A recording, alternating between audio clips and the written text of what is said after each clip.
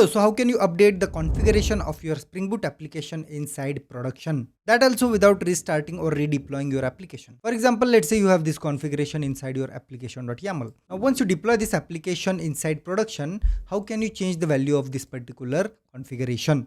Well, normally you will need to make a code changes and redeploy your application inside production. But you don't really need to do that if you're using Spring Cloud Config.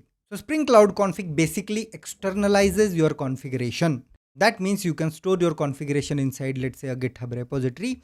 Then you can fetch that by using a config server.